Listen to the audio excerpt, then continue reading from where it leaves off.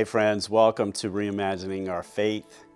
Today we have another tricky, deceitful, deadly sin to talk about. It's anger.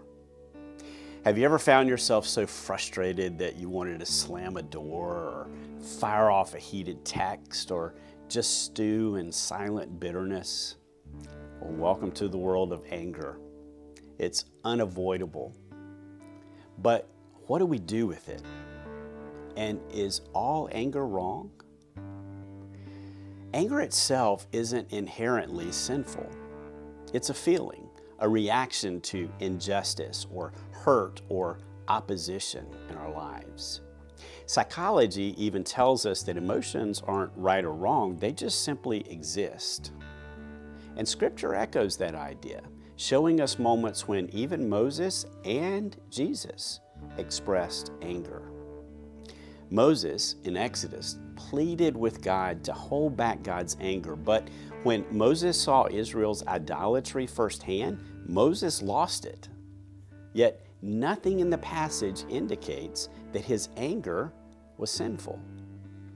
Jesus, too, he displayed anger in Mark chapter 3 and famously flipped over the tables in the temple. Yet we know from the Bible, Jesus never sinned. This tells us anger isn't the problem. It's what we do with it that matters. James chapter 1, verse 19 and 20 warns us to be slow to anger because unchecked fury doesn't produce the kind of righteousness that God desires. Ephesians chapter 4, verse 26 reminds us, be angry, but do not sin. See, that's the key. Anger turns destructive when we use it to control or hurt others, when anger festers inside of us, breeding bitterness, or when we wield it like a weapon through silent treatment or withholding love from others. Have you ever caught yourself ignoring someone because they upset you? Or have you ever found yourself teasing someone in a way that was more about resentment than humor? These subtle forms of anger can poison our relationships, our jobs, and even our emotional and spiritual health. So, how do we deal with anger in a godly way? Well, here are a few ideas. Recognize justified anger. There are times in our lives when we should be angry.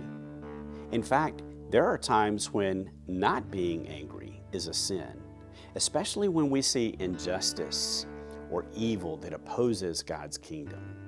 So we can recognize justified anger. Also, refuse to let anger control you. Don't use anger for revenge or division.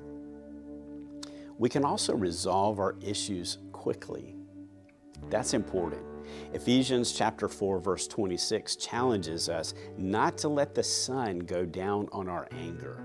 So sitting in unresolved anger allows bitterness to grow and fester. And finally, we can pray about it daily. Ask God for wisdom in handling your anger.